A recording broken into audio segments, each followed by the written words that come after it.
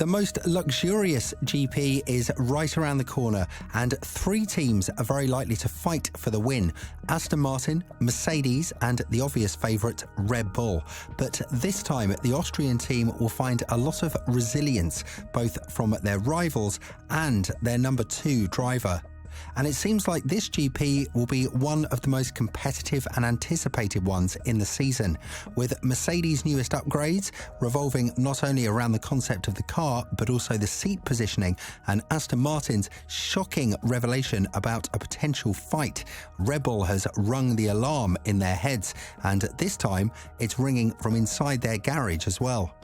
The Monaco GP is the narrowest GP in the calendar, and although it's the one that passes the quickest, it's definitely the one in which the cars drive the slowest, meaning that you can't extract a lot of data from the performance because the primary goal of the drivers would be to survive and dodge any crashes. To top that off, any crash that's caused here seems to be a bit costly, with Schumacher and Ricciardo showing what it looks like to push it to the maximum extent last year and end up on the bad side of the circuit. Nonetheless, this didn't prevent Mercedes from bringing the upgrades that were scheduled for Imola, but had to be rescheduled due to the deadly floods that caught the Emilia-Romagna region. They will be the only team that brings upgrades to this race, which goes to show that they are ready to bring on the battle and fight for the win in Monaco. But we'll get to Mercedes and everything they're bringing to Monaco in a moment. First, I want to talk about what might be the most pleasant surprise in Monaco: Fernando Alonso's 33rd career win.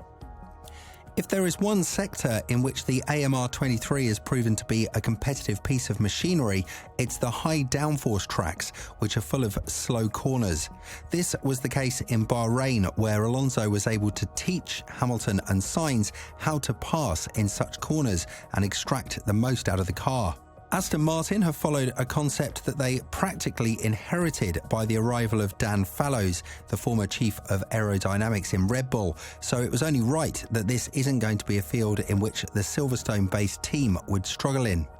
However, Monaco is the real deal, and this is the track on which Alonso will show what cloth he's made of. The AMR23 is optimised for exactly the type of tracks that Monaco has, so with the limited ability to pass on Sunday, if Alonso is able to secure the front row and have a bit of luck with the pit stop strategy and the reliability of his car, it's definitely possible for him to fight with Verstappen and Perez. The number one thing that points in this direction is the fact that Alonso has reached better speed compared to the Red Bulls in Melbourne, a track that's also full of slow corners and is very much front limited. Furthermore, cars that generate a lot of downforce have the luxury to brake later and accelerate earlier, something that Perez and Verstappen have been able to extract to the maximum in the races in which the RB19 is put under a lot of pressure.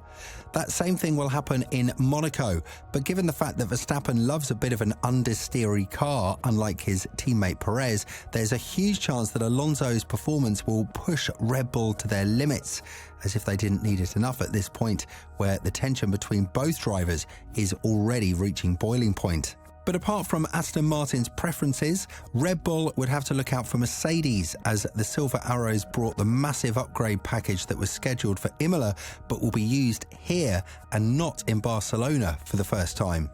While the new side pod design will be the main point to be looked at, Mercedes will bring a new upgrade to their front suspension and the floor, with the latter one being the main rear downforce generator of the car, a field in which the W14 lacked severely in 2023.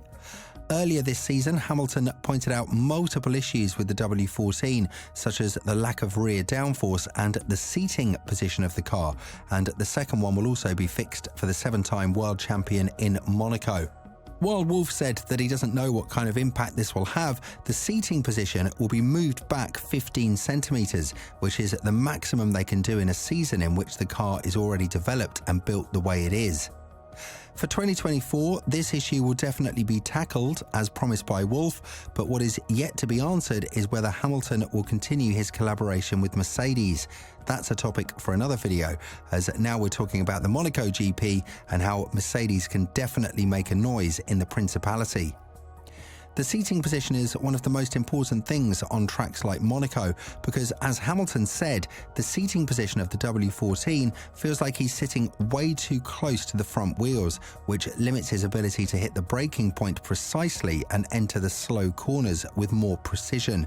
To top that off, the strong front end makes this even harder, as Hamilton described the W14 as too pointy and aggressive in these sections of the track. All of this is fixed with the new upgrades, but the fact that Monaco is one of the slowest driving tracks on the grid goes to show that Mercedes might not be able to extract the maximum potential out of the car because they won't see it pushing to its absolute maximum and therefore find out if they've found the perfect stability between the cars they have built in the previous and current seasons.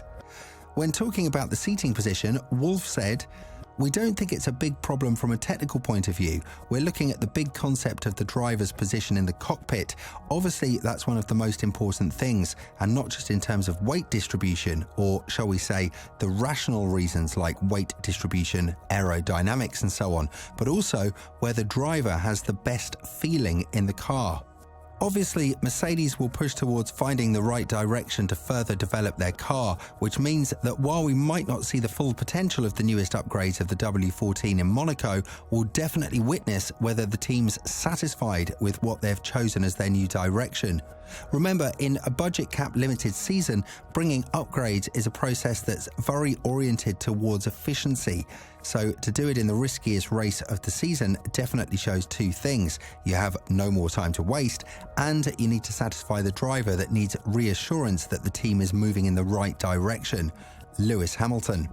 While everyone is bashing Mercedes for choosing Monaco as the track on which they're going to bring upgrades, the Silver Arrows know one thing. It's a high downforce circuit, and they're bringing a package that should help them in this particular department. While Hamilton and Russell will likely be careful and try not to crash the car into the wall by pushing too much, they'll definitely have a very hard mission ahead of themselves. Secure the front row and be the favourite to win in the Principality, a nice boost of morale that will increase their chances for the upcoming Grand Prix as well.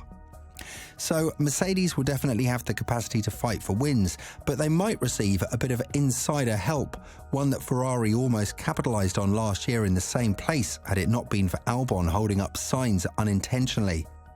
The battle between Perez and Verstappen doesn't seem to be stopping anytime soon, and with Monaco being one of Perez's favourite tracks given his superiority in the street circuits, the Dutchman will have a lot of fronts to fight on.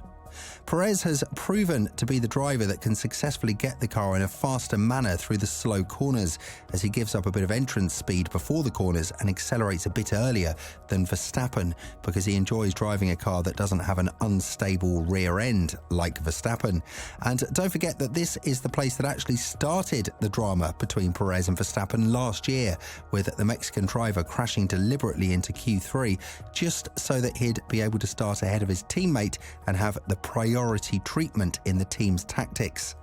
All in all, it's going to be a very interesting weekend, and probably the first one in which 3 teams will be fighting for the race win, and only one will be able to take home the throne. What is even more interesting is the fact that the race winner will probably be decided on the pit wall like it was last year, and this is definitely going to be the game in which we'll see the masterminds behind the pit walls fighting it off between themselves. Mercedes and Aston Martin are back, and they're back for blood.